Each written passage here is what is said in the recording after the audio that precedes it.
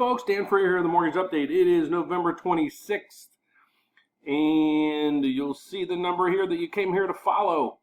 Nothing. It was stagnant today. So let's go. We won't dwell on this part of it because really nothing happened today. So let's see what's going to happen in the future. But there was some economic news come out today. The Dow was up 55 points, S&P up 6, nothing really big there. But the news that came out right here is how the housing indexes and prices and appreciation and other things like that. So let's get on and kind of dive into that a little bit. This shows you what happens throughout the year, and I just posted this on my LinkedIn and Facebook pages. So if you want to see in your area what's going on, this is a good way to check it. I am in Chicagoland area, so I'm in this area here. We had a 0.6 to a 5.5% increase year over year. Basically, it was 0.6 for the month and a 5.5 for the year. So let's say a $300,000 home, you got about a $15,000, $16,000, $17,000 increase over the year, plus all the tax benefits. So it's still a good time to buy. And you can see throughout here, basically the whole country is at between 5 and 6% appreciation. There are areas like Tampa, portions of Arizona, and other places that are really kicking. So that's what happened on the economic front today. So tomorrow's going to be a big day. Here's what we got going on tomorrow, Wednesday. Durable goods orders. As you follow my channel, what do we discuss? We talk about manufacturing, employment, transportation, and the world events such as the Middle East and other things of that. So durable good orders are coming in. That's how much products are being produced. So that's going to play a big piece in there. The producer price index, inflation. I apologize. We also monitor inflation because inflation starts to heat up. The Fed's going to get scared and start bumping rates to slow things down. But if inflation stays stagnant and everything else starts to slow, you're not going to see it this year, but you'll probably start seeing it again next year if it does take place. Some more easing in the interest rate arena. So here's all the stuff that we have coming out tomorrow, all this information. Personal spending, that also says, how confident are people in the economy, in their jobs? That's going to be, dictated on how much they spend. Also, is their income, is it stagnant? Is the personal incomes going up, down? What's going on there? So all this is going to play a huge factor in what's going on with the Fed and in the economy and all other places. But again, the problem here is there's going to be a lot of people not working tomorrow and traveling for Thanksgiving long weekend.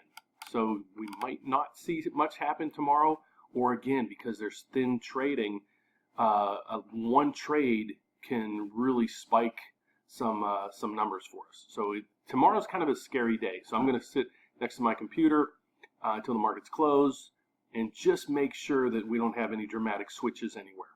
Some good news came out today. Loan limits went up to $510,000. That's a pretty big jump. I haven't seen a jump that big in years and years and years and years. So if you're in a jumbo loan, you might be in a jumbo loan that's an adjustable rate, and you don't want to have it an adjustable rate, but it was the only way you could do what you needed to do. Now with conforming rates up to 510, you might be able to get out of that jumbo and into a conventional loan. Home prices are finally, there's basically nowhere in the country that they're seeing that's losing value in homes. So that's a big part of the economy, which is helping tremendously there. Mortgage rates are still falling this week because, again, we're starting to see a lot of numbers come in that's gearing toward or signaling a recession next year. And some more good news, new home sales are at their highest level in 12 years. And I'll try to dwell on that here at the end of the video just to kind of explain to you why new home sales and basically new construction is good for the economy, and that's another area to watch. So let's go over that right now. And then, because there's really, the markets were pretty much stagnant, so we don't have to go over the charts today. Why a lot of analysts follow new home, I'll say construction, is because of this.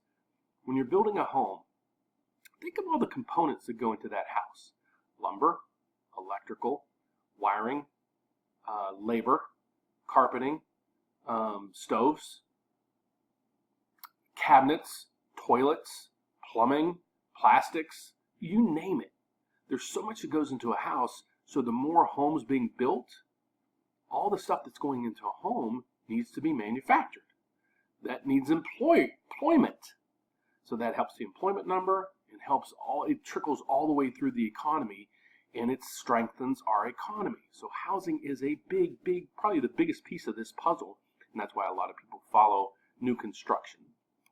So again, let's go back to the chart, and this is let's go here and here.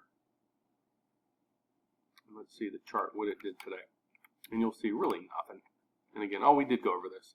It basically was stagnant. Again, I just sent out a newsletter today to all my clients. I got about 3,000 of them. And I said, if you refinanced a year ago, rates are about 1% lower than they were this time last year.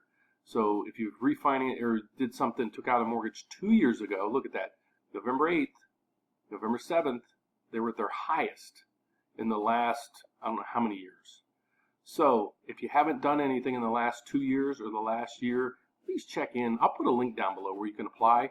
And what I'll do is just put in your information. I can basically give you a quick quote. You can even email me your mortgage statement. I'd love to look at it. Let's see what your rate is. I can run some numbers and say, okay, here's how much you could save. What I try to do with a lot of the clients I have is say this. Let's not go back to a 30-year term. Let's refinance you. Let's say you did it 2, 3, 4, 5 years ago.